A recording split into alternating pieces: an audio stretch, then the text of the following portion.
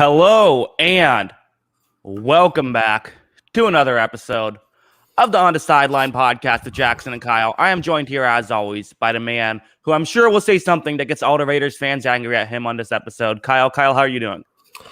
You know what? I'm not doing too good, honestly. You're coming here with this jersey on, and you're just rubbing it in my face. You're basically going to get gift wrapped a cup because the Montreal Canadiens stink. This is a joke. Honestly, this is an absolute joke.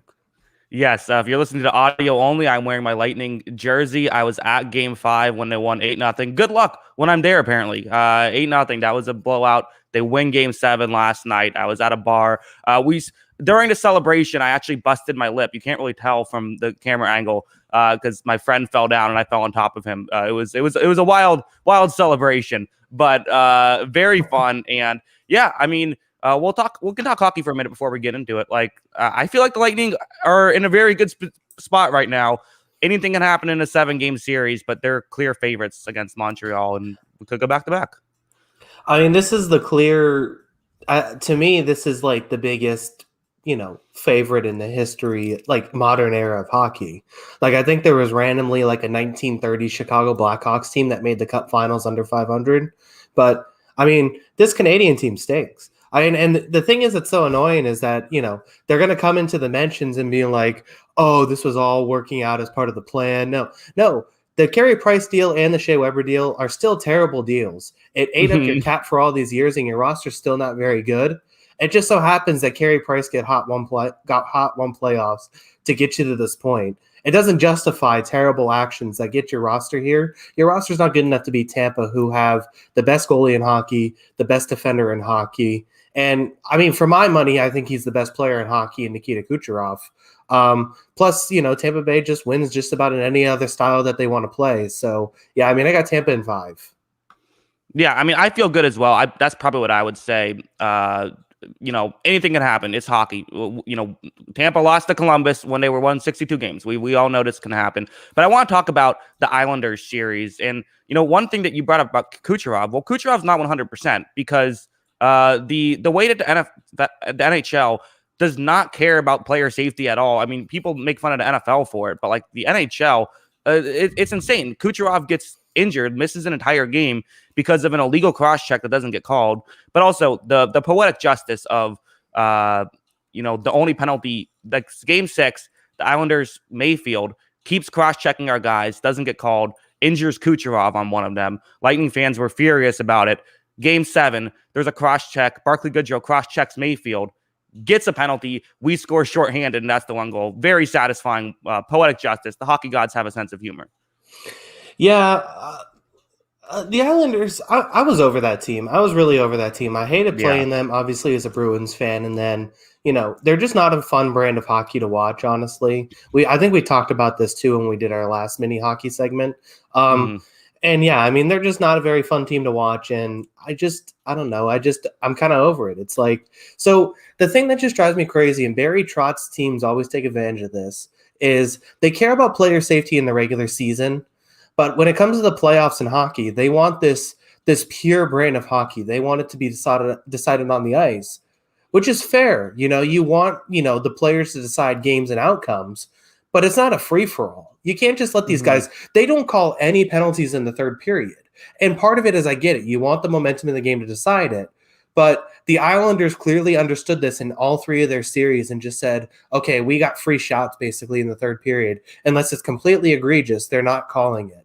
And that's basically what happened a lot of the postseason for them.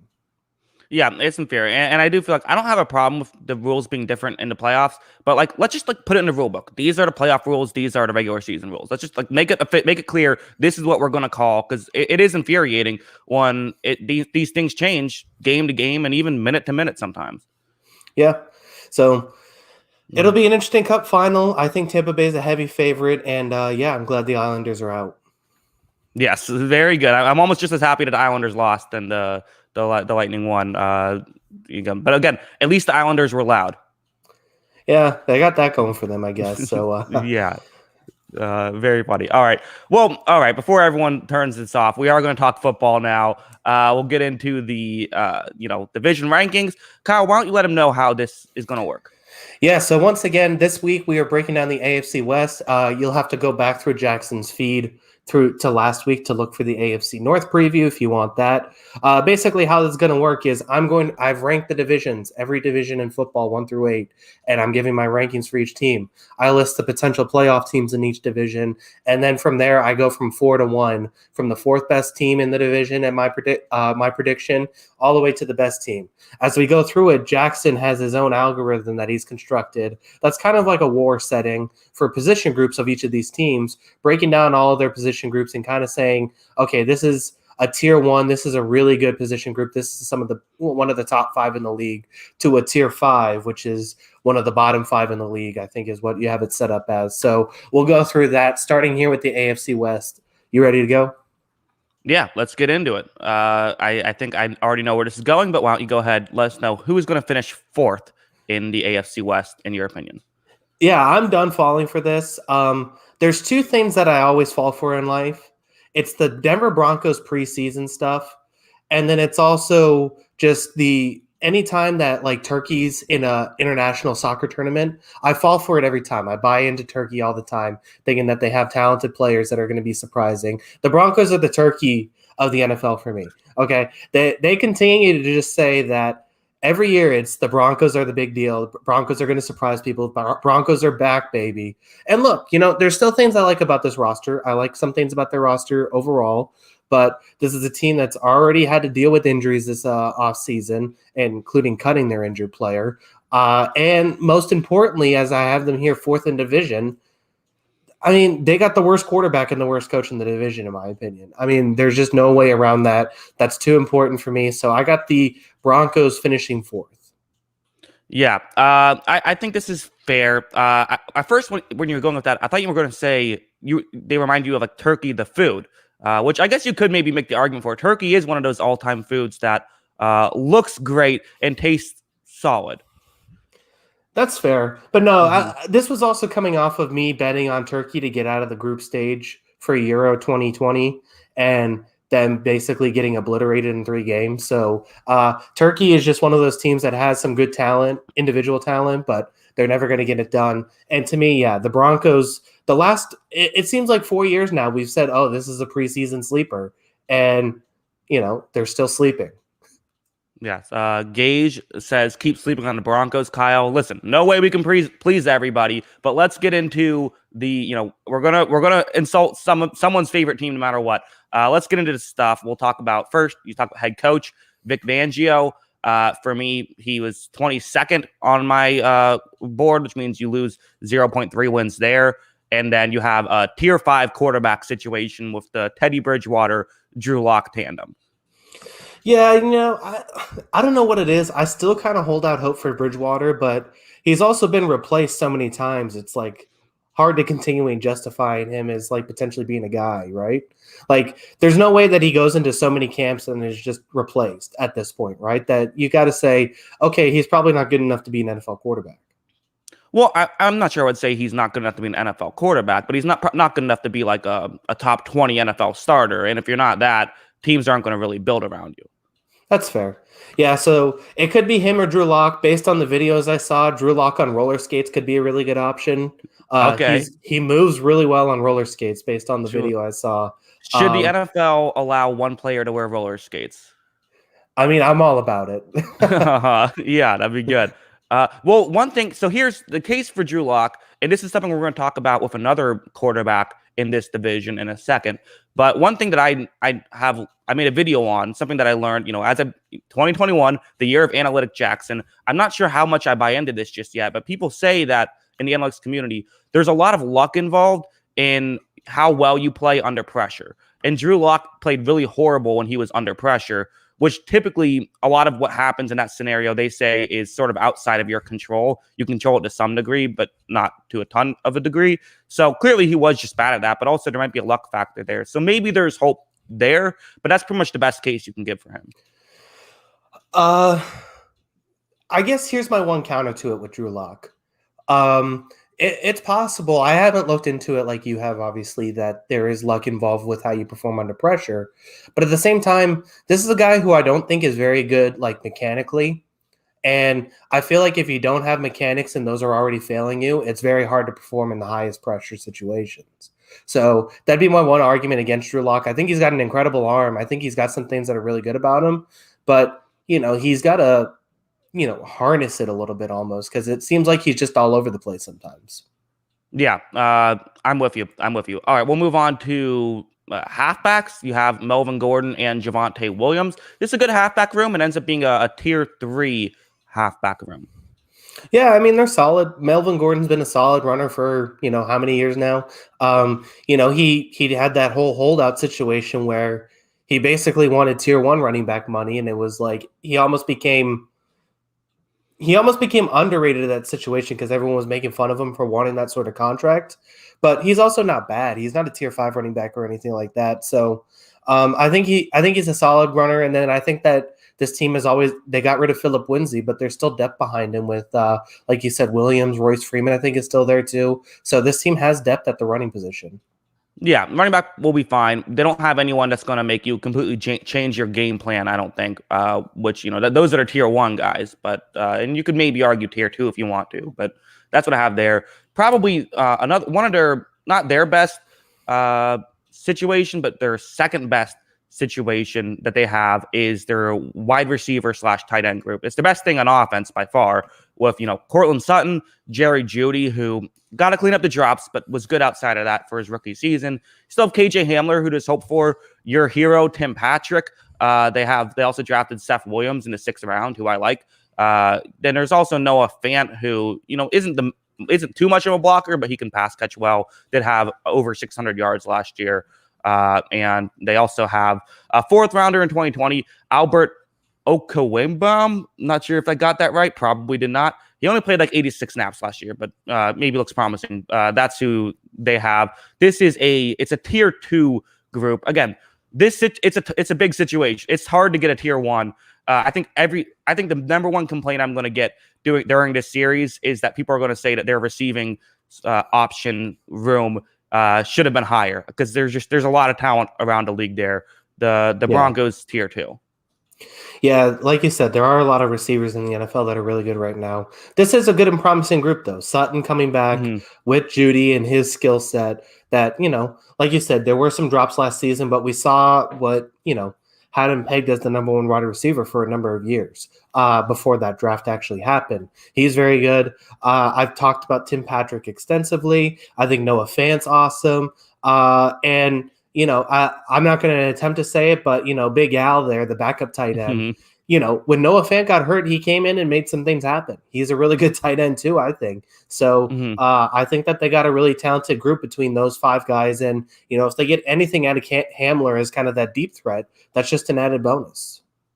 Yeah, absolutely. I guess maybe the one question is, are any of these guys a true 1? You could argue Cortland Sutton. At times he's looked like it. And Jerry Jeudy certainly has that potential. But I think that'll be kind of the interesting thing to see next year is this is a team that could end up with 2 true 1s. It could end up with 0 true 1 guys.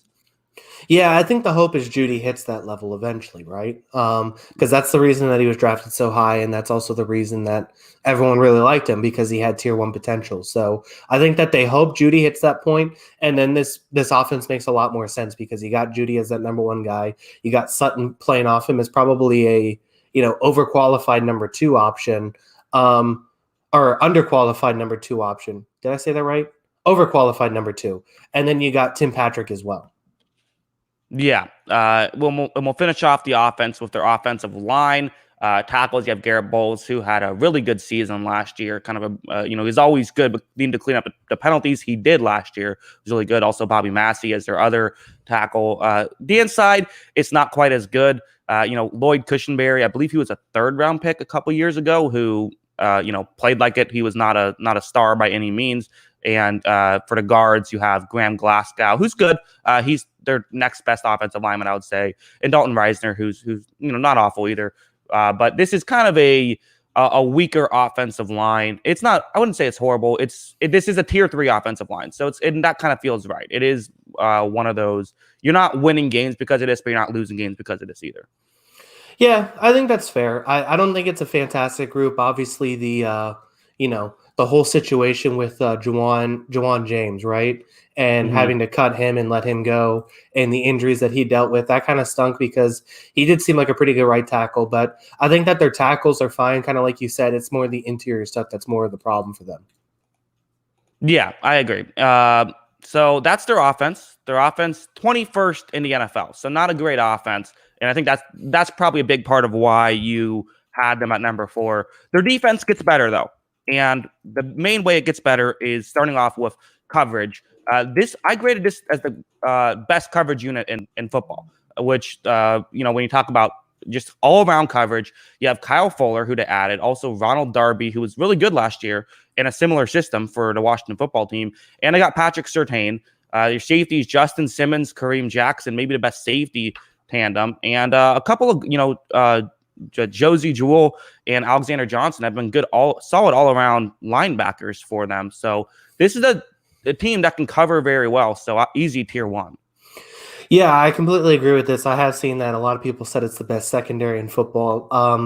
Yeah, I mean, you look at this group, I think it's, I don't know if it's the number 1 safety duo in football, but it's at least probably in your top 3 or 4, no doubt.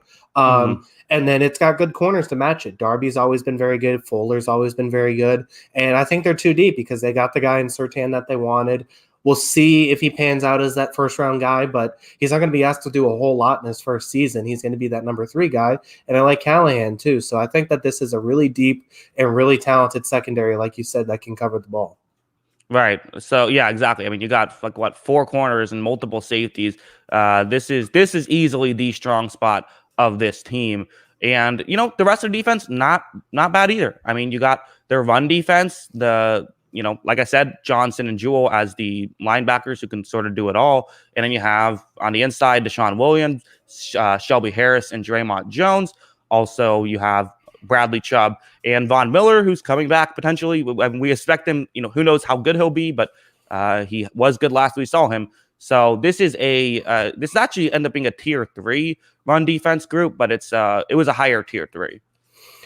Yeah, and the thing is I kind of have the feeling that this is a team that its run defense can kind of look like the stats are going to make it look bad this year, because I just think teams are going to have to try and run on this team, because the last thing you want to do is start, get stuck throwing the ball with Bradley Chubb and Von Miller coming at you with this secondary back there. You don't want to get stuck in a lot of passing situations. I think a lot of teams are going to run at the Broncos, and I think that they're, like you said, I think they're a solid run defense, but is it good enough to hold up that, it forces teams to throw on this group? Because that's really where they're special. Yeah, and you also have, for pass rush, Bradley Chubb and Von Miller. Again, that's great. I've already mentioned the guys on the inside. That's they get tier 2 pass rush on top of that. Their defense, largely due to their coverage, ends up being 4th in the NFL according to the grading system. What's that? Sorry. It's okay. I said their defense, according to this grading system, 4th in the NFL. Yeah, I mean, that sounds about right, especially when you look at, if you just look at all the pass aspect too, the secondary, the way their linebackers can cover, and the way that they can get after a quarterback, that completely makes sense. They can take away an entire, part of your offense almost, especially if you're just a mid-tier offensive team.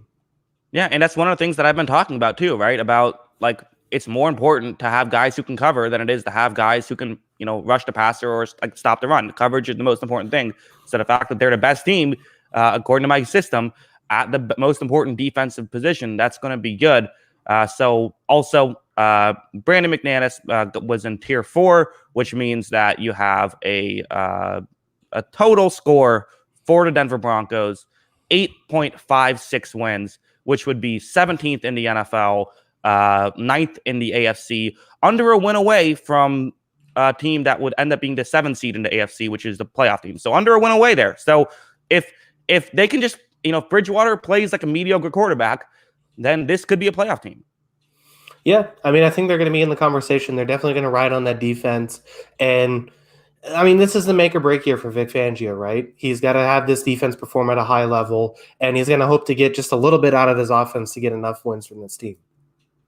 Absolutely. This is a make or break, which again, it kind of sucks because he's what his job is defense. He's done great, but like what we talked about, the key issue and the reason why he ends up being 22nd as a head coach is just getting the offense under control. He has not been able to do that so far. If you want to blame the personnel, you can, but at the same time, like an element of it is coaching, and he's got to figure that out this season. Yep. So it'll be interesting to see from the Broncos. They come in at number 4 for us. Is that, you don't have to spoil the rest of it, but you had them at 4th in this division? I had them at, so I had 3 teams all within 1 win of each other. I had the Broncos at 2nd in this division. Really? Okay. Yes. All right. So well, that's interesting. We'll get into it a little bit more once you're talking about it. But yeah, I mean, there is stuff to like about this team. I mean, there is. Their defense should be good. And kind of the bright side of having, they're a mediocre team. I mean, almost right at 8.5 wins. And this is with a tier 5 quarterback group. So if they can just find a way to do that, easier said than done. But if they can, or if they get the offensive coaching under control, there are some wins to be had there. This could be a playoff team. But they do need to take another step, and it probably is going to have to be at the quarterback position. Yeah, because if we get more of the same out of Drew Lock, then this is kind of falling apart, right? Then we're back to the 6-11 Broncos or whatever it is once again. Yeah, so. I think so. All right, why don't we move on now? Number 3 on your list. Where are you going? I am going to go to Los Angeles.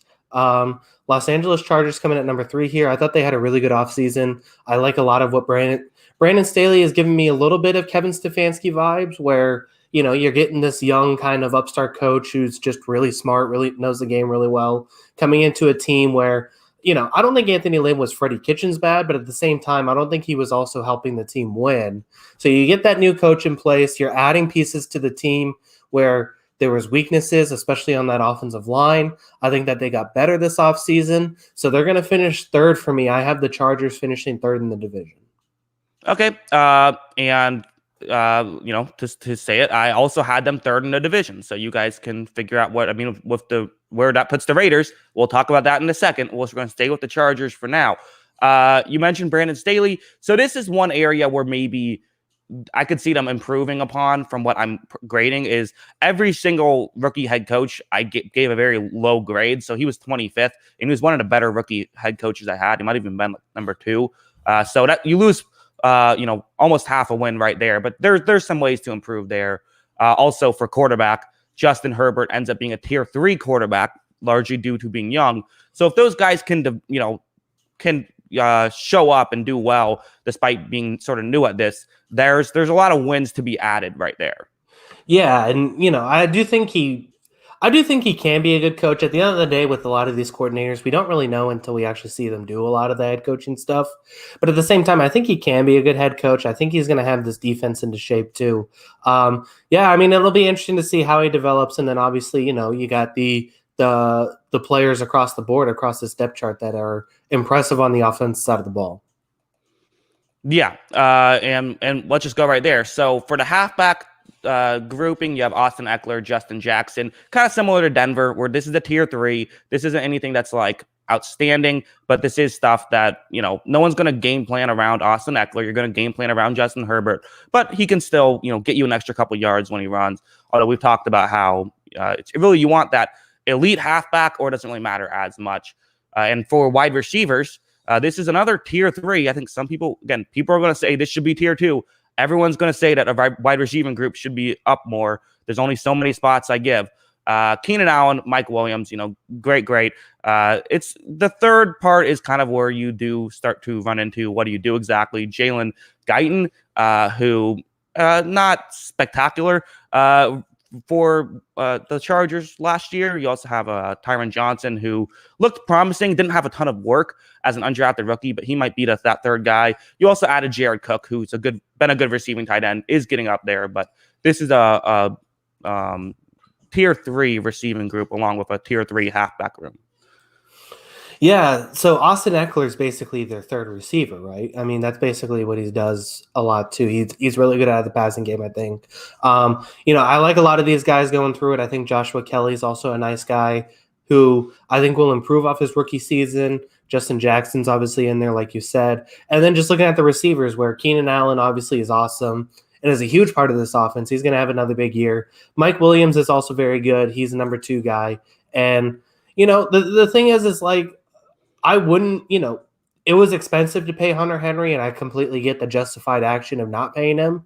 But Jared Cook also is just in a vacuum, not as good as Hunter Henry, in my opinion. So I think he got better value for contract, but I just don't think he's as talented. Well, yeah, I agree. And again, Keenan Allen, very good. Mike Williams, and one of those many guys that I say that's why you don't spend a high first round pick on a wide receiver, because most of them aren't going to be Calvin Johnson, but he's still been good red zone target. So it's not a bad offense, not a bad receiving core, but there's just a lot of good receiving cores. And any thoughts on that, or you want to go to offensive line? We can jump to the offensive line. This was this is the most interesting thing about Chargers, and I had them and the Raiders really close. I ended up putting them just slightly below. We'll talk about the Raiders here, but the improvement of this offensive line is what really caught my attention. Okay, so we'll talk about the offensive line. Corey Linsley, that's the first thing, the free agent acquisition. He's maybe the best center in football, so adding that certainly helps. When it comes to tackles, they also added Rashawn Slater, who was, a lot of people had him as their, I believe, tackle 2 behind Sewell. Sewell was kind of the universal number 1. They have Brian Bulaga, who, he's one of those guys where the extension of his name is when healthy, because he doesn't stay healthy, but can be good when he is. And then their guard play is good. Matt Feeler and Ode Abushi, I believe is how you say that. So there's a lot of good stuff here, but this still ends up being an offensive line. It's a tier 3 for me, because I don't think that they have, Slater is a rookie, and I wasn't as high on Slater as other people. Bulaga has the injury thing and even wasn't spectacular last year when he did play. And, and Corey Linsley's awesome, but a team built around us, an offensive line built around a center isn't my ideal offensive line. So there's still good stuff to be had, but this is a tier 3 for me. Yeah, I think Bulaga can get better this season. That'll be interesting to see. There are a lot of people who really like Slater. Some people had him as almost borderline number 1 tackle in the draft. I didn't agree with it. I mean, I thought he was clearly number 2, but I thought he was good enough. There's a, fantastic talent in Penei Sewell. And like you said, the interior of the offensive line now with that center, though, is now pretty good because he had solid guards there. The center play was always just lacking. And now you went and got the best center in football, so that helps. I guess the one question I have, and my working theory is it's easy to play offensive line in Green Bay. This is probably going to get attacked in a little bit, but I think that what Aaron Rodgers does and the way he can alter snap counts and work cadences, that I heard Chris Long on a podcast talk about this, and I think it's a really good point, that defensive linemen just naturally playing against Aaron Rodgers are almost a half second slower because of trying to time the snap counts correctly, because he's so good at that it makes it a little bit easier for Packers offensive linemen. So could that be also part of the thing with Bulaga dipping last season? And could we see the same thing in Linsley this year? Possibly. I mean, part of what will help Linsley is, he is he's a center, and I think that could just help with a lot of what he does will be run blocking as well, which maybe won't matter as much.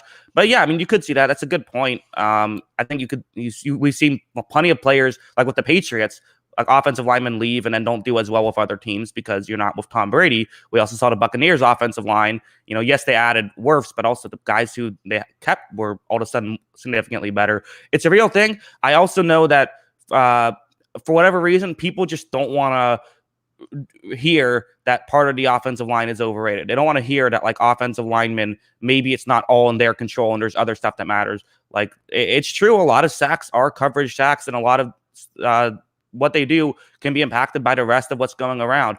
And I do think that is probably an interesting take, that when you go away from Green Bay, it does get more difficult. I agree with that. Yeah, so it's just an interesting thing. I'm going to watch it pretty closely with Linsley and then again Bulaga this year because, yeah, I mean, I think Aaron Rodgers makes life for those guys a lot easier. And, I think Herbert's terrific, but that's clearly something in his game that, sets Aaron Rodgers apart from basically everybody else. Yeah, so with that, the Chargers, they end up with all tier 3s on offense. So that's interesting. Nothing bad, but nothing like great either, which puts them at tied for 13th for their offense, which that's where they're at. For their defense, we'll start off with coverage. Your corners, they drafted Asante Samuel, who Asante Samuel Jr., not senior. That would be a weird choice. Asante Samuel Jr., who in second round. So there's some people really liked him. I was not crazy about him, but I think he'll fit that scheme well. So I kind of like it more. You also do have Chris Harris Jr., Tavon Campbell, and Michael Davis. So you got a lot of guys. Not sure how many of these guys I would consider fantastic. Also Nasir Adderley for safety. Really the cream of the crop for their coverage unit is going to be Derwin James, who does a lot, not just in coverage, but also in run defense. So Derwin James is kind of the main thing that's going to really help. You also have Kenneth Murray and Tranquil, who can both do well in coverage. So it's not a horrible coverage unit. They do have guys who can play, which is nice. But again, do they have that top end talent outside of Derwin James? I don't think so. So they're another tier 3 for this team. Yeah, so we just need to do we need to sacrifice somebody's leg for Derwin James or something? Because I just want to see him play football again. He was really exciting his rookie year. If we need to take somebody's leg, I can find a guy or something because we just need him on the field. I'll figure it out. I just want to see him on the football field. I don't know. I'll figure it out. But I just want to see him on the football field, honestly, because I think it's he's a really talented player, and I hope he's able to stay healthy. I'm more now focused on how you for a fact you'll be able to find a way to get rid of someone's leg. Well, I'll figure it out. I mean, how hard could it be? I'd imagine difficult. I mean, what are you going to like? Is this going to be like without their choice? Is someone going to choose to get rid of their leg? I guess it depends on how they answer the questions. Anyway, regardless of that, the whole coverage of the whole thing about the coverage of the Chargers defense comes down to, like you said, is Derwin James is the big player on this coverage team. Can he stay healthy? Because when he's healthy, I think he's the elite of the elite. I think he's a tier 1 safety in his own regard. So hopefully he's able to stay on the field and has some explosiveness left. I think he can be very good. Yeah, sure. We'll move on to we'll do the front 7 combined. We'll talk. Their pass rush is Joey Bosa. Their run defense is Joey Bosa. I mean, he's like the guy. He's the highest paid edge rusher in football right now, and there's a reason for it. He's very good. He is the better Bosa brother. I get criticism for saying that, but it's true. He's really good. And around the rest of it, you still have Uchenna Nwosu, who has played well as the other edge rusher. He's probably going to be that second edge rusher most of the time. On the inside, you have Linval Joseph, Justin Jones, Jerry Tillery, who we're still waiting to see if he's going to break out. I don't know. I've already mentioned Kenneth Murray and Drew Tranquil. Both of these also tier 3. And also, going further, their kicker ended up being tier 3 too. I didn't realize this. This is a team full of tier 3s. Every single position, they end up in tier 3 for the Chargers. So they have a lot of consistency, aren't bad at much. The question is just they're not elite at much either. Yeah, and like you said, Joey Bosa is obviously the big name for this. I think this pass rush group could honestly jump up a little bit higher. And I think if Kenneth Murray takes the leap that I think he's capable of, this whole defense, I think, could jump a little bit higher with some of the younger guys kind of panning out. And then, as you go through the roster, it's would you be surprised if Justin Herbert, based off last season, turns into a tier 2 quarterback? Not at all. Would you be surprised if this receiving group if they find one guy to be a solid number 3 guy behind Keenan Allen and Mike Williams, would you be surprised if this is all of a sudden a tier 2 receiver group? Not at all. I think that there's ways this team can – I think the potential is higher than the grading, basically, is that if things work out the way they want it to, this is all of a sudden a pretty good football team rather than just a solid football team. Yeah, I agree. There definitely is potential here. I wouldn't be shocked at all if they can make up some points here. There's also always the flip side of what if some of their older, what if Asante Samuel Jr. doesn't work out? What if Chris Harris kind of falls off a cliff? Well, now your coverage gets worse, so you can lose points too. But I agree. I think there's probably more points to be gained than lost.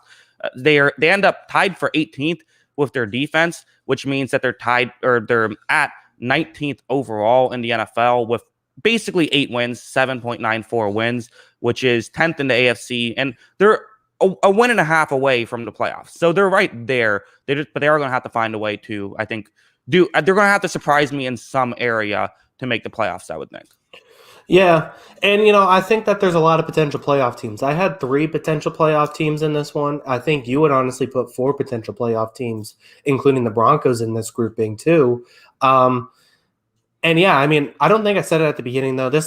I rank this division the 4th best in football, so top half too. So it's a really competitive division. I think there's really talented teams. Um, Unfortunately, the tough thing is going to be they have to play each other, and then we'll see how some of these teams develop. Yeah, and like I said, there's 3 teams that I have all in one spot, and then 1 team who I have better, obviously. We'll move on to number 2 now. I'm going to assume I know where this is going. Is this the artist formerly known as the Oakland Raiders? Yeah, so we got Vegas here at number 2. I think the offensive line is going to end up being fine. I think that's the big thing that I'm looking at is that, if this is, I think that they rode kind of having the best group there, but I think it's just going to be fine. And I'm still really impressed with that offense last season. Not to mention this offense, makes a couple of replacements here and there that I think actually helps the group and makes it even better. Plus, just by default, there's no Paul Gunther in the building. So by default, I think the defense gets slightly better.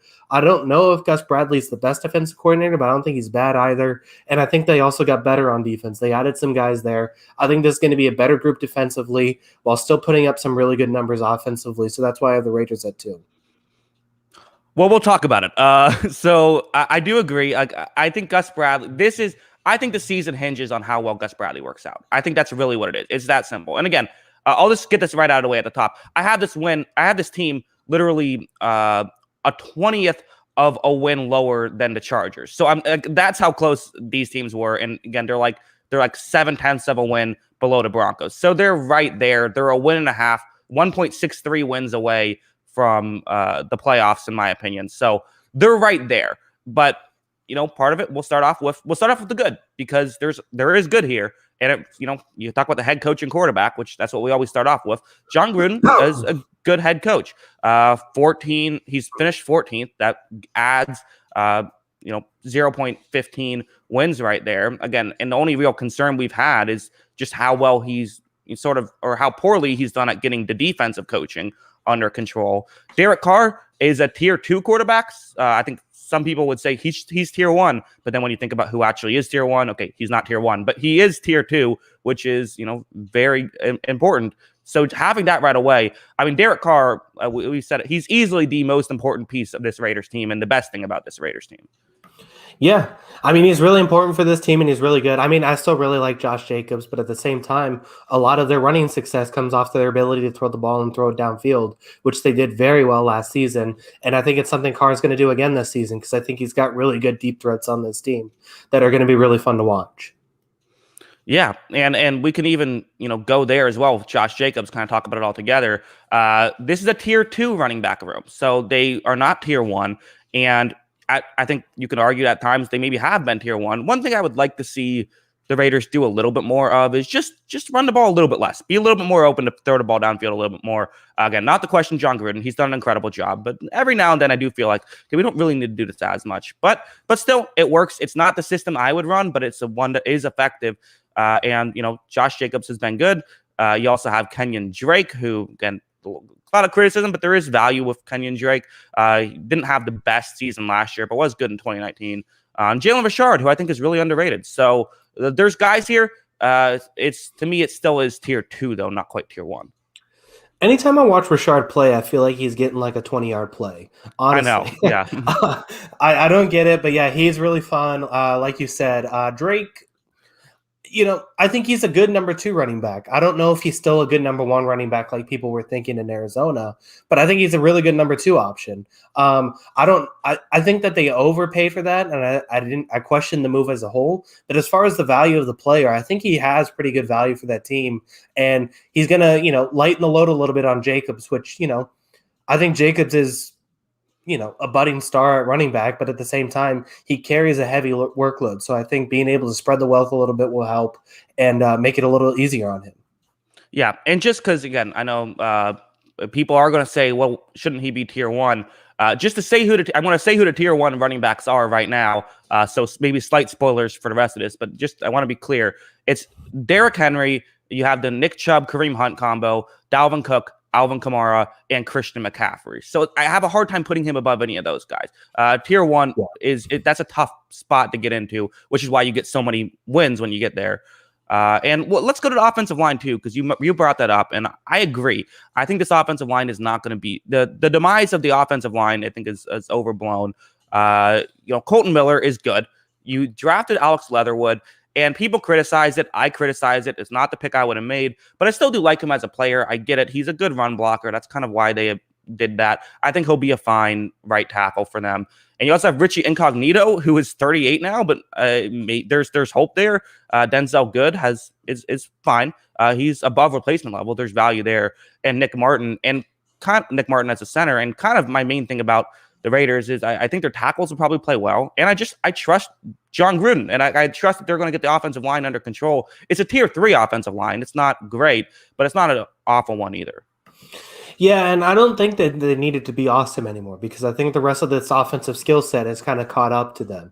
I thought that a couple years ago, where they were lacking some skill players, that they needed this to be the best offensive line in football. And they were, based on all the COVID stuff that they had last season, some injuries, that kind of stuff, they didn't have a lot of that best offensive line in football last season. A lot of those guys missed some games throughout the season, and they still did pretty good offensively. I thought they were very impressive offensively. So I think that this group should be good enough.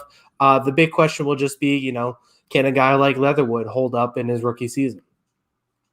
Yeah, I think that will be something. And we'll finish off the offense with the wide receiving core. This is probably what I would say is the weakest unit here.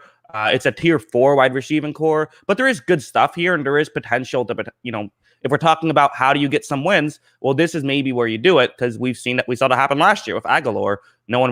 People were like, why you get Aguilar? He ended up being good with them. So, to have Henry Ruggs, Hunter Renfrow, Byron Edwards, who are, staying on. They also added John Brown and Willie Snead.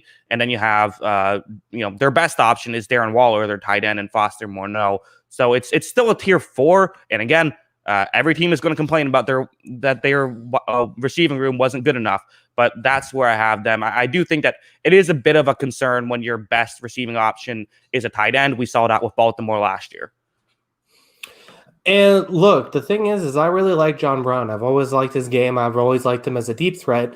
And I mean, quite honestly, I think he's better than Aguilar still. I know Aguilar had the better year last year, but we're still just 2 years removed from John Brown being 1,000-yard receiver. So if he's taken over that Aguilar spot and can have that sort of production, plus, the thing is with this Raiders offense is, there's no clear-cut number 1 wide receiver, but the number 1 option is Darren Waller. Darren Waller is obviously a star at tight end, and he's an absolute monster for this team. So then you have those 2 options. You have Renfrow working through the slot. I still think Brian Edwards is going to be a solid wide receiver too, and I still have faith in Ruggs. So I think you got 2 good options, especially if Brown looks like 2019 John Brown. You have a pretty solid 3rd option in Renfrow. And then, if Ruggs pans out or Edwards pans out, then all of a sudden this is a really good receiving group. Not tier 1, because there's only so many tier 1 receiving groups, but it's in the conversation as a pretty darn good one. Yeah, I mean, you'll get about, I think, if this becomes a tier 2 receiving group, that puts them in the playoffs. Like if everything else I say is perfect, so that's where they're at. So that's the main thing that I think that there could be hope for. And again, if you trust John Gruden, maybe you put it a little higher. But I'm not gonna just say, well, John Gruden has a history of this, so I'm gonna now decide that. I like Willie Snead more than I do. I feel about Willie Snead the same way I felt about him before he got signed by the Raiders, and that's how I evaluate it. No, I think that's fair. Yeah, I mean, I just think John Brown could honestly be the signing of the offseason for me, especially if he pans out like 2019 version did, because they're getting him for basically free. And like I said, if he turns into even close to the 1,000-yard receiver he was, plus Waller, that's all of a sudden a pretty good combination. Yeah, so their offense ends up being 15th. Big part of it is because of the receiver and the offensive line. But again, we talk about there's ways that can improve, and this team didn't necessarily have the best receiving talent last year and still found ways to have success. So I wouldn't be shocked if they do it again next year. We'll also go over to the defense now. Yes, we have to, Raiders fans. We'll start off with the secondary. I mean, Damon Arnett, Trayvon Mullen, and Casey Hayward are their corners. Mullen was not awful, which meant that, he's their star basically, because Damon Arnett was, I made a whole video talking about how a lot of it was coaching. And I talked about, he was playing cover 2 a lot and essentially just letting basically playing like at the line of scrimmage every single time, letting people run by him. And this is the problem they never fixed throughout the entire season. And I don't really understand why.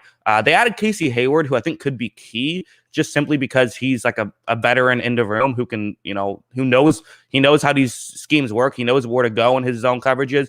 So that's an interesting thing. You also have Jonathan Abram, who was Pro Football Focus's lowest graded safety last year. And it's not that surprising when you look at it. He'll make some splash plays, but the coverage is an issue. He's, again, another one of those guys where coaching was a thing. And coaching is a huge issue. So how much better are they going to be with that? Trayvon Mohig, who I was not as big of a fan of as other people were, that I just wasn't. So that's going to factor in a little bit. You do at least have, I feel like, a good coverage unit of, Corey Littleton used to be good in coverage. Who knows what's going on with him now? But you have Nick Kwiatkowski a little bit. Nick Kwiatkowski, who is good at the linebacker position. And Divine Diablo, I think, could do well in that, although he is still a rookie.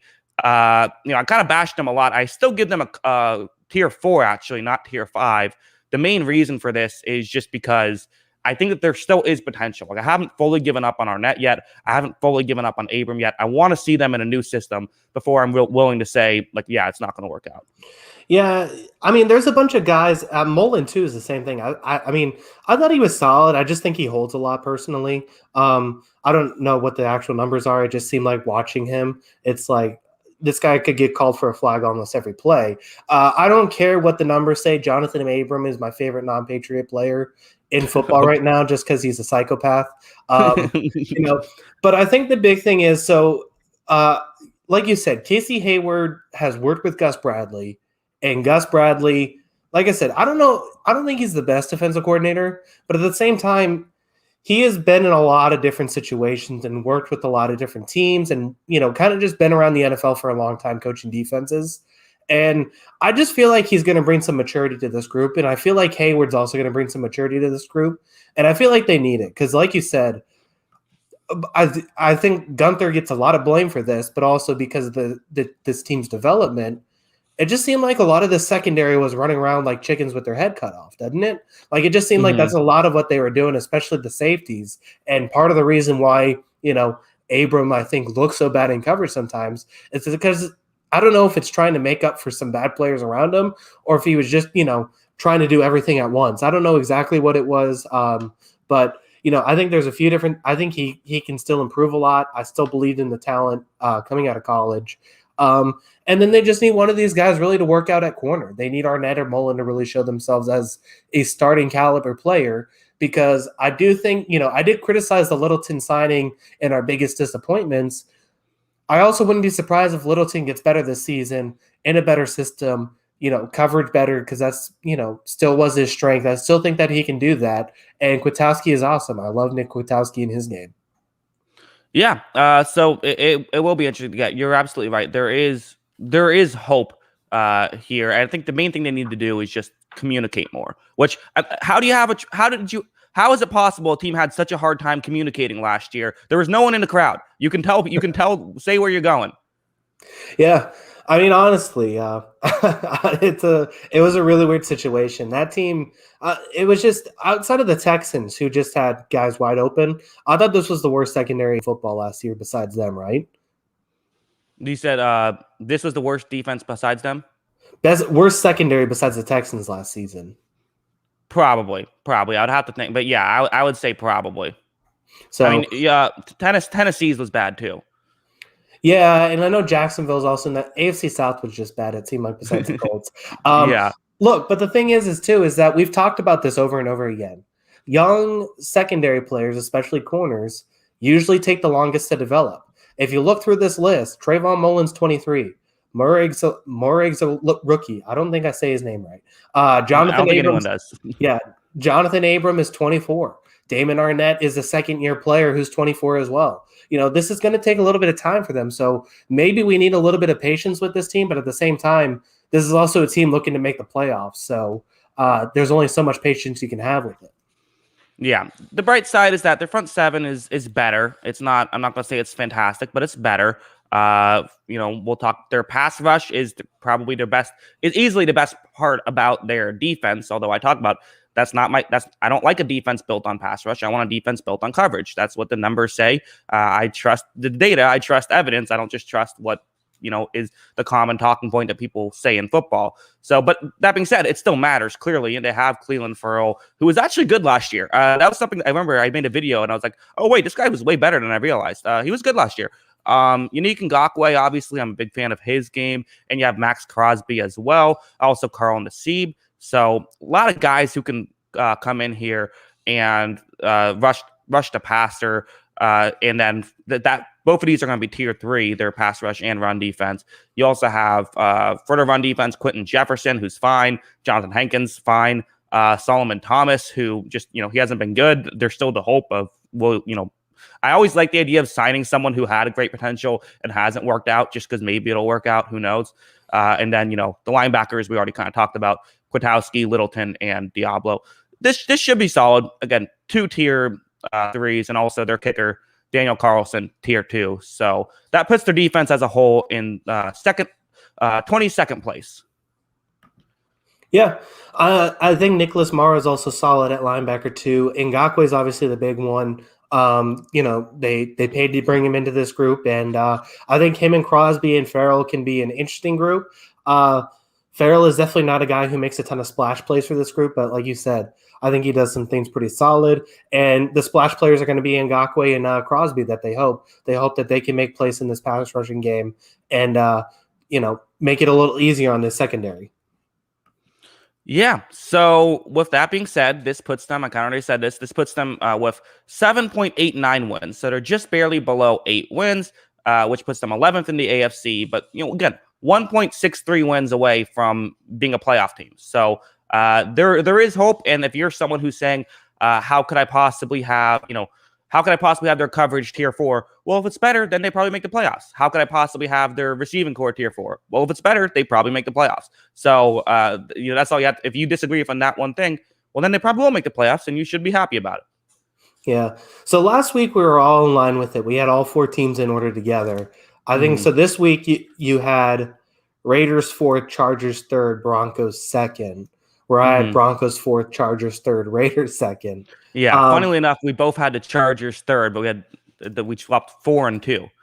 Yeah. Quick side note before we get into the final team. So I'm curious because you are you now pro secondary players winning Defensive Player of the Year based off your advanced numbers? I am. I've changed my opinion on that. Yeah, I used to say that I wanted an edge rusher, but I think after looking at the data, it's clear that not only, and maybe this is where you're going with it, but yeah, I think Stephon Gilmore was the right call. And in fact, probably like Xavier Howard should have won it last year. Yeah. So once again, going back to my point in 2018 that Stephon Gilmore was the best defensive player in football. I was right. No, I'm just kidding. But now I got to say it. I still stand by though. Given the criteria that typically is used, I think that it was probably the wrong call because I don't think that the way they typically do it is if you're a secondary player, it has to be some historic season. And I don't think that that's what he did. So given the criteria, I still stand by the statement, but knowing what I know now, I think that I've changed my opinion on it. That's fair. So I was just curious on that because hearing your stuff on the numbers, it's interesting to hear. We'll move on to the final team now. This is the biggest team in the division, the big bad boys. That's the Kansas City Chiefs. They are bad boys. The bad boys here. They are. I mean, they're awesome. I mean, what else is there to say? They've made now 3 straight AFC Championship games, 2 straight Super Bowls. Your retro Buccaneers hat looks like a current Kansas City Chiefs hat. And yeah, I mean, they've owned this division, so there's no reason to say anything else. They are the daddies of this division. Kansas City Chiefs coming at number 1. I'm done making it weird. Go ahead. All right. No, I loved it. Fantastic stuff. Yeah. I mean, and again, when we talk about head coach and quarterback, so important. Andy Reid finished 3rd in my ranking. Many people would have had him 2nd. Whatever, get over it. Patrick Mahomes, 2nd quarterback. Many would have had him 1st. Again, I'm not going to quibble about one spot. So that's tier 1 quarterback. and adding a 7/10 of a win for a head coach there right off the bat. That's like, I think, over 5 wins just right off the bat with those two guys. Yeah, they're impressive. Yeah, breaking news: Andy Reid and Patrick Mahomes are pretty good. So, Yeah. I mean, there's not much else we could say about it. They're obviously awesome, and then they proved in the playoffs last season that in a bind, knock on wood, if something happens to Patrick Mahomes, Chad Henne can still be kind of competent right behind him. So, Chiefs are in a good spot there for the next decade. Yeah, well, I mean, and also clearly, I mean, Andy Reid has shown that anyone can be. It feels like almost anyone can be competent in that system. I'm not saying anyone can be Mahomes, but Matt Moore was also pretty solid in that system. Yeah, no, I agree. So I think it's a good situation. There's not enough that could be said about Andy Reid in his offensive game. So obviously it's a really good group there, and they're going to be good for a number of years because they got those two. Yeah, you also have for the halfbacks, there's Clyde Edwards-Helaire, Darrell Williams, and Jerick McKinnon as their group. This is a tier 4 halfback group. It's not, and Edwards-Helaire is pretty good. You could maybe argue it should be tier 3, but that's around where it is. And again, I think the difference between tier 3 and 4, it's something like a third of a win or something. So we're quibbling over a little bit here, but that's where they're at. And we can also we'll go to the wide receiving room. No one's going to complain that this one is too low because I give it tier 1. And the big thing is Tyreek Hill is an elite receiver. Travis Kelce, an elite receiving tight end. So they have 2 elite options right off the bat. And then with McCole Hardman, Demarcus Robinson, and Byron Pringle, those guys 3 combined can do what's asked of them to do. They might not be complete receivers, but they fit the scheme well enough. So I'm going to give this one a tier 1. Yeah, I mean, I agree with this. I think, we talk over and over again about who's the best receiver in football, and we just keep going back and forth. If someone has a 150-yard game, they're all of a sudden the best receiver in football. And we can never agree on which of the 5 guys are. I just tell you right now, if we did a draft, I'm taking Tyreek Hill number 1. He is such a difficult player to game plan against because there's no good option. He's so, because of his speed and how good he is with just beating people to the line. He's so underrated, I think, running routes. And I think his hands are underrated too. I think his routes are really good. And it adds to that he's also the fastest player on the field. I think he's an insane matchup nightmare for anybody. I think if I were to pick a play, I don't know if he's the best receiver in football, but I'm just saying if I were designing an offense, he's the first guy I'd pick. And Kelce is just the zone busting nightmare. You can't run zone defense on this team because he's going to break it. He's going to find that space to get open, and then Mahomes has the arm to get it to him. Yeah, exactly. I actually did. I'm making a video on my 10 wide receivers in the NFL just because I like people yelling at me. That's really what it comes down to. And I gave Tyreek Hill number 3. I decided to go with I have Hopkins and Julio ahead still, but he's right up there. And again, the best thing about him is just the way that he can, make those 80-yard completions. That's the best thing about him. It's this 50-yard. He's a deep threat every play. Yeah, I mean, no doubt. I mean, there's just something size-wise that he's not going to be able to do that Hopkins and Jones can do, and other guys, Adams can do too, just because of size. But at the same time, there's also things that none of them can do that Tyreek Hill can do because he's just such a matchup nightmare to anybody he faces. Yeah, and then for offensive line, this is kind of been the whole story about them. So I hate these guys. You hate the offensive linemen or the Chiefs themselves? I hate the Chiefs. The fact that they managed to do this is complete nonsense. But go ahead. I interrupted you. I'm sorry. No, it's good. I noticed also on my notes, I have Joe Thuney, and then usually I have a little section next to him, just what I think about the player. So I could do that. And I just, for whatever reason, I just wrote Joe Thuney in the notes, which honestly I think is fair. I think that's all I need to talk about him. Joe Thuney, who is Joe Thuney, as guard. You also have Kyle Long, who's coming back from retirement, or he might have gotten hurt too, I believe. So crazy stuff going on there. You also have Laurent Duvernay-Tardif, who, he's fine. He didn't play last year. He's not something spectacular. And the second guard position is probably going to be their question mark. But you have Austin Blythe, who is a very good center for them. They also obviously traded for Orlando Brown Jr., who at times can play like a Pro Bowler, and Mike Remmers, who I think is fine. I think Mike Remmers isn't. I think he gets too much criticism for the Super Bowl, for both Super Bowls. He's a fine starting right tackle. He's not going to blow you away, but he's solid. So this is a tier 2 offensive line for me. Yeah, I mean, adding Tooney and Orlando Brown to this group obviously is the big thing. People are acting like Duvernay Tardif leaving is like losing Quentin Nelson. I know. Mm-hmm. I think we need to calm down a little bit with that. Which, by the way, speaking of calming down, this is the second week we have to do this with the division previews. Chat, everyone, be nice again. I'm seeing some stuff here. Just continue to be nice. You can have a disagreement while also being nice. Anyway, I'll start timing people out if I see it from now on. So back to the offensive line. Brown's awesome. Obviously, Tooney's awesome. Duvernay Tardif isn't Quentin Nelson, but he's still pretty good. And the weird wild card, if he's healthy and coming back, like what is Kyle Long going to provide to this team? Because if he's, if that year off did it for him, and all of a sudden he's back to like high level Kyle Long, then this is probably a tier 1 offensive line, right? Potentially, yeah, absolutely. I mean, it's up there. Again, I would have to go back and look at who else is ahead and debate, but it has potential. I mean, it's a very good offensive line. So the Chiefs end up with 4th best offense in football according to the system, which makes sense. I mean, even with a tier 4 running back room, they're still able to get all. And again, there's not a huge drop off there, but top 5 offense, which makes sense. They were top 5 offense last year, and I see no reason why it won't be the same this year. Yeah, it is interesting. I think 4th is probably fitting. I think that, with the way Mahomes plays, you could obviously say that they might be top 2, just depending on how much you value the quarterback. But at the same time, the one thing I'm interested about watching this team this next season is Clyde Edwards-Helaire, because this is a guy we had a lot of expectations for. I think he, somewhat disappointed, although it's tough to say rookies really disappoint, although you expected a little bit more out of him.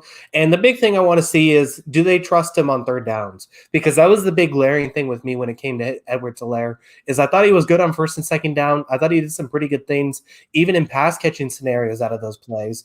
But it was very clear in pass blocking situations and just 3rd down situations that Darrell Williams was going to be on the field, which just tells me you don't trust your running back in those situations. So that's why I like him, but I also want to see how they approach 3rd downs with him.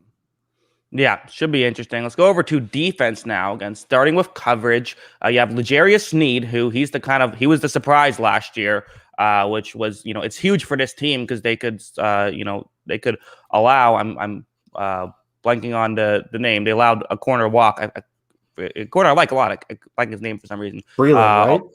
Yes, Bashaud Breeland. That's right. Don't know why I was blanking on him. You also have Charvarius Ward, who's a solid number 2. They added Mike Hughes. So, maybe, I don't know. You have Rashad Fenton as well. And they even have the DeAndre Baker. So, again, they're kind of going with getting some former first rounders and seeing if that can kind of work out. The best player in the secondary is still Tyrann Mathieu. People like he became he had a heel turn last year. I think a lot of it is just the success that he had. People love it when he was on the Texans and doing that. People not so much a big fan when he's on the Chiefs and doing that, but I like it. I think it's fun.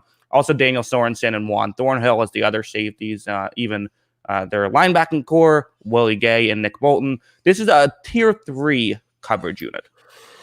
Yeah, so I mean, I've spoken extensively about how much I like Matthew's game. I think he's really fun to watch. I think he's a really creative safety. That safety big nickel role, which, is part of the reason why we see Daniel Sorensen on the field so much, is that Mathieu kind of transitions into that big nickel role where he's the best in the game where he's that half safety slot corner guy. And he can do a lot of different things there. He's going to do a lot of that this season, which we'll see a lot of Sorensen. And the corners, there's not a lot of top end corners, but I think they have depth here. I still believe in Mike Hughes, and it's not just because he's a UCF guy. I liked what I saw out of him his first year. He's been dealing with injuries, which I think kind of derailed his career after that. But I still think that there's a good player there if he can get healthy. Yeah, I would say this is probably my biggest concern about the Chiefs is their secondary, and really their corners would be the big thing. And, You talk about Tyrann Mathieu. A lot of it too is they like to play their cover 2 man, but then they'll blitz and send somebody and have Mathieu pick up that extra receiver. Sometimes it's a tight end, sometimes it's a halfback, sometimes it's the wide receiver, and he can do it very well. Although again, there's also the flip side, which is they tried to have him play in the Super Bowl at the 1 yard line. Right. They put him one-on-one against Antonio Brown, and it's like you can't really blame him too much. It was a great move, but also like it's Antonio Brown against a safety. Like that's not really a great situation for him. But still, he's probably maybe the best safety you would want for that specific role. Yeah, he kind of got beat up a little bit in that first half. I won't lie. Mm-hmm. I think that Brady just kind of realized this is how I attack this team. I'm going to win on these matchups, and he did a lot of things that the Chiefs couldn't really keep up with, but I still think it's a solid group overall at secondary. Yeah, I agree. And now we'll go over to run defense and pass rush. All kind of blends together with, Frank Clark, who is coming off a bad season, and that's a bad contract if he doesn't turn it around. You also have Michael Dana and Taco Charlton. Taco Charlton, replacement level, whatever. Chris Jones is their best pass rusher, and he's mostly an interior defensive lineman. Will get some work on the edge. You also have Derek Nottie and Jaron Reed, who I'm interested in seeing if he's another guy, kind of like a flyer. Will he, he's shown flashes. Can he get it back? And I've already talked about the linebacking core, Willie Gay and Nick Bolton. They end up with a tier 4 run defense and a tier 3 pass rush. And the big thing that makes their pass rush work is just that it's Chris Jones from the inside. And I still have faith in Frank Clark, even if it didn't go too well last year. Yeah, that's the thing is I think one of the things that's interesting is that I think that pass rush itself can be somewhat overrated, kind of like what you talked about. But I think the wrinkle of it, an elite interior pass rush almost adds so much to your defense. Part of the thing with Aaron Donald and also, Chris Jones as well. I think those two guys do things really special that open up a lot from the defense. If they get anything out of Frank Clark, though, this is going to be a pretty good group overall and just fine. The question is, what's left in Frank Clark's tank? Yeah, and I mean, again, it's not the best contract right now. Although in the NFL, you can get around a bad contract better than like hockey. So it's interesting. They end up with the 21st defense. The defense is not the strong suit of this team, but I don't value defense as much. I value offense more. Offense wins championships. That's just, and for some people, it might say, well, why do I value offense so much more than defense? The reason for it is because you look at like the best offense in the league, and then you look at the worst offense in the league in terms of points per drive. That's a much bigger gap than the best defense in the league and the worst defense in the league. Like there's more points to be gained from having the best offense than the worst offense, or than having the best offense than the best defense. So this puts them at 12.4 wins. They are 3rd in the NFL, 2nd in the AFC, behind the team that I said was going to, we talked about last week, the Cleveland Browns, who that's where they're at. I also forgot to mention Harrison Butker, tier 1 kicker. So that's also adding, 2/3 of a win there. Yeah. So, I completely agree. I think that this is a team that, they're entering almost New England Patriots, San Antonio Spurs category, where it's just like, all right, well, I'll pencil them in for the conference championship. We'll see who they play. They're almost entering that category with 3 straight appearances, and it doesn't seem like it's going to slow down anytime soon. Yeah, I could see it though. Like I don't think that it's again. I know that they basically went 14-1 last year because they didn't try in their last game. I do think that the concern, though, is the secondary. I think that's the one thing that I could see going wrong. I mean, what if L'Jarius Sneed takes a step back? What if it was, a weird situation? Well, now your corners are looking a little tough. I'm not saying it's going to happen. I don't think it will. But, like, that's the concern I have is their secondary. And if that doesn't improve, I mean, we all like to say, well, look at this. But, the Packers have had a great offensive line. Number one, a top 5 receiver potentially and a great quarterback, and they made a lot of NFC championship games. They haven't won a Super Bowl in a decade, so like it's not quite so simple. Again, this kind of goes back to the whole, well, Mahomes is going to win 7 Super Bowls. Not so easy. Yeah, well, and I guess the other thing too is this defense is also going to be tested. Week 1 they're opening with the Browns. They're at Baltimore week 2, which I think is still a good matchup for them. They kind of beat up on Baltimore last year. Then you got obviously the Chargers, the Raiders, twice, which are both very good offenses, and especially passing. You got Buffalo on your schedule. You got at Tennessee on your schedule. You got Green Bay on your schedule. You got Dallas on your schedule. There's some pretty good passing teams in this group. So I think this team's going to be tested defensively. That being said, it's just really hard to bet against Mahomes and Reed. Even if teams can throw the ball really well, they might score 40, but the Chiefs might score 45. Mm-hmm. Who would you? Yes, very true. So do you think? I guess what's the percentage that the Chiefs end up just winning the division? Winning the division, I'm going to say probably 65%, and that little bit's based off of injury or like something crazy happening. I would probably actually lean closer to 70 with that. Yeah, I think I might even go like 80 or like 85%. Like I think this is they're a great team, and even you're right. Even if their defense ends up not being very good, this is still. I mean, this is a team that was. I know it's a different team exactly, but the Chiefs were potentially a coin flip away from winning a Super Bowl with the 31st ranked defense. Like this is a team that's still really good. Yeah, and the thing is that I guess the one thing that could hold them back would be is that the AFC, I feel like, is just getting more and more competitive. I was going through this as I was doing the division rankings, and like I said, this is a team that we both have heavy favorites to win this division. This is the fourth best division in football in my book. I think that there's three potential playoff teams in this one.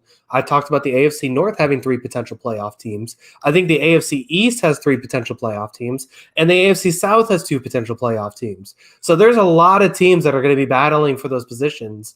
I guess that's the one thing that could slip them up, but at the same time, I mean, like I said, I just think that you're just looking at this team for the next 5 or 6 years with this group, and especially this offensive group. It's hard to say no against this team.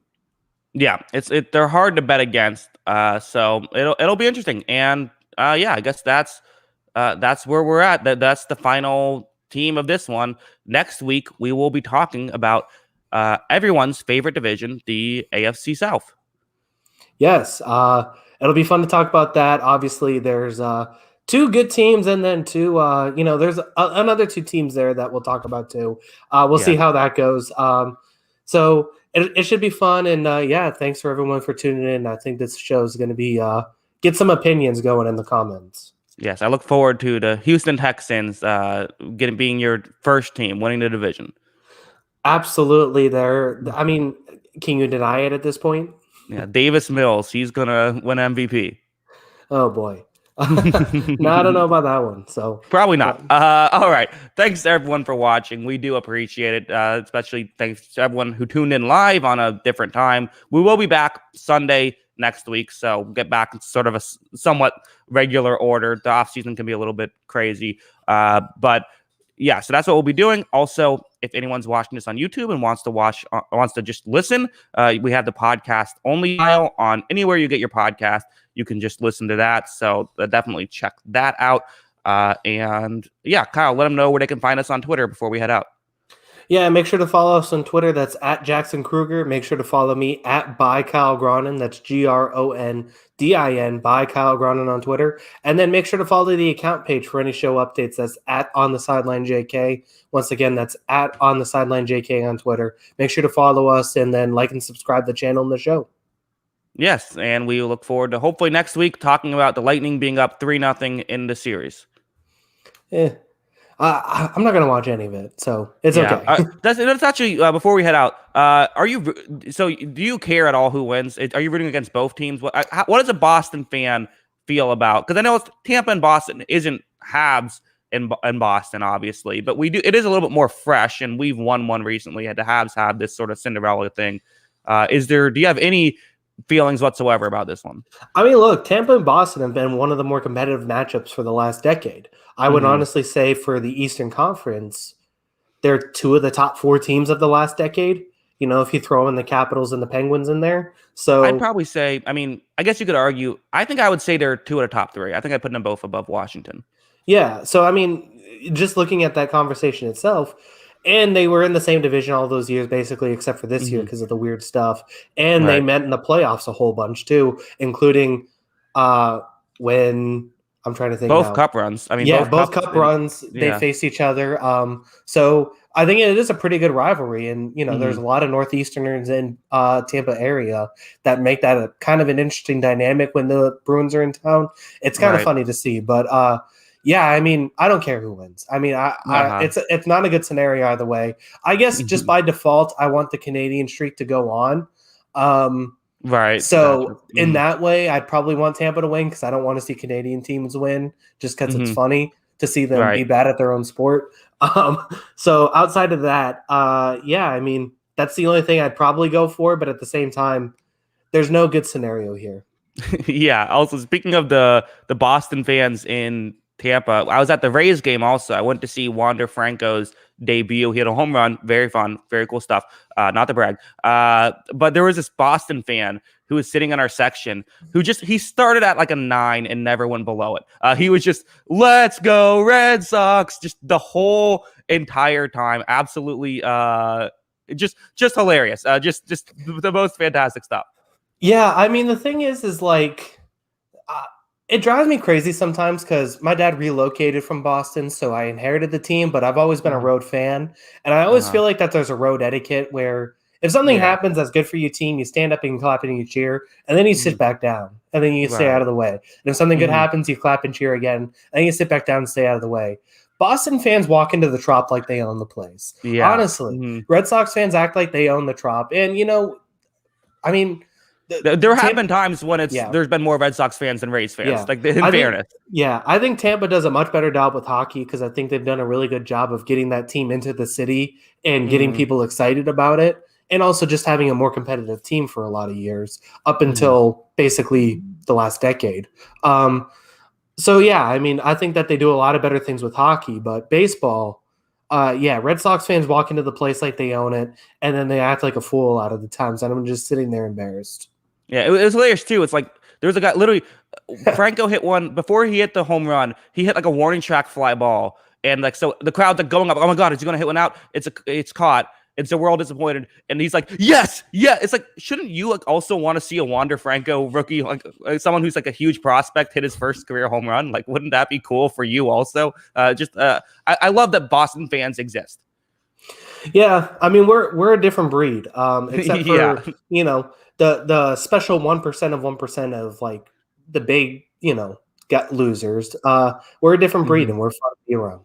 Yes, yes, it's fair. It's an event, whether you love it or hate it. All right. So hope you guys loved this podcast and didn't hate it. How's that for ending transition? Again, thanks to everyone for watching. We do appreciate it. Kyle, any final thoughts? Are ready to head out? No, it should be an interesting division for the AFC West. Going back to that, yeah, looking forward to seeing it and seeing these three teams battle it out. That I think for number two. All right. Yes, we will see who is number 2. And until next time, have a good one. Peace.